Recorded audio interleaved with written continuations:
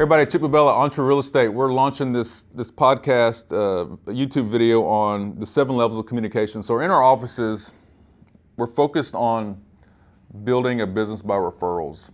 And so we're going through this book called The 7 Levels of Communication, which I read in 2014. And it's probably one of the best books on utilizing to build a business by referrals. Because ultimately, our business is a vehicle for our legacies. I think that there's a saying here that I want to read to you. Our businesses should be a vehicle for helping us live a legacy. What we want about us said at our funeral has everything to do with how we do our businesses today. And so I think that's very powerful. I think that a lot of times in our businesses, we're always trying to chase more, get more, when ultimately we already have enough. And it's just taking care of what we have. And if we take care of what we have and our customers and our clients, that will reciprocate, and we will get more business from that because we're taking care of such a good job of what we're doing. And so I learned a long time ago that our business is a 3-legged stool. It's sales and marketing, it's customer service, and it's the financial part, making sure that we have a profit. But our business is sales and marketing. Our job is customer service ultimately. And taking care of our clients is what it's all about. And so this book they call it the generosity generation. It's called the generosity generation.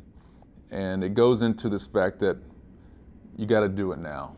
What does do it now mean? It means that when we show up at the office, when we show up to work, we got to take care of our people. And we can't delay taking care of them. There's sometimes we need to make phone calls that we're afraid to make because things may not be going exactly like we want them to. It may not be a smooth sea at the time, right? There's down markets, there's sideways markets, and there's great markets. But when the market's not doing great, our jobs can be difficult. And so we're afraid to make those phone calls and maybe upsetting our clients about what's not going right?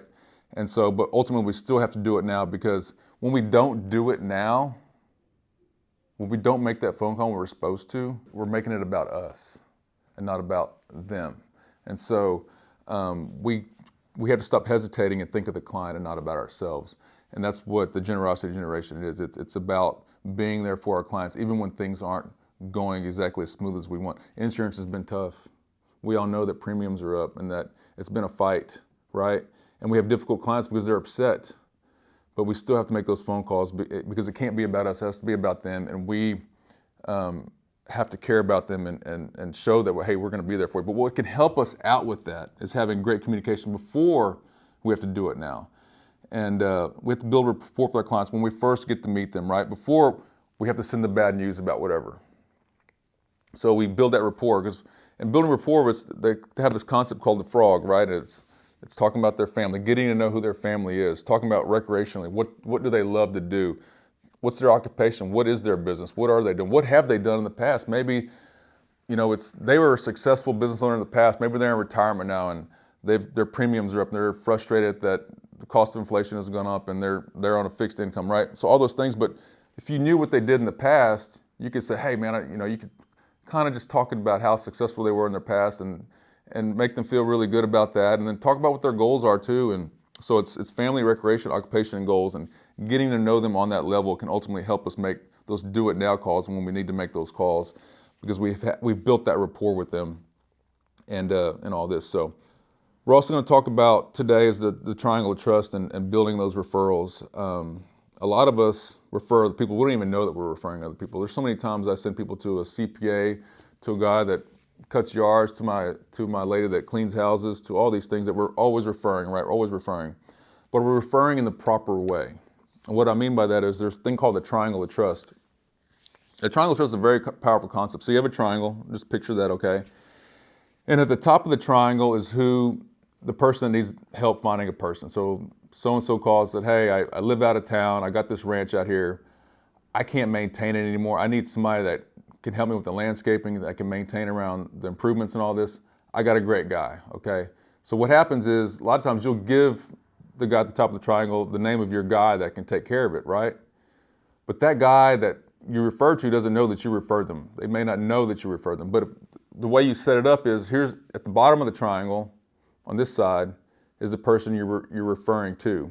At the top is the customer, and you're over here. So you ultimately call the guy and say, hey, Hey, Ted, you have a landscaping company, Ted. I'm sending my buddy Bob to you. He has a beautiful ranch outside of town, and it's going to be a great customer for you. He's going to pay on time. You take care of him. He's going to take care of you. So I'm going to refer him to you. I just want to let you know he's going to be calling you. So please take care of him, right? So all of a sudden, you referred your friend to your landscaping guy, and if you do that over and over and over again, all of a sudden your landscaper is going to say, "Oh my gosh, Chip has referred me 10 customers this year already," and he's going to reciprocate that to you. When you hear somebody that needs insurance or real estate or wants to join a gym and all this, whatever it is, whatever business you're in, he's going to reciprocate that back to you because you've done that for him, because you've set those conversations up, you've set up those appointments for him, and that's very powerful. So remember the triangle of trust.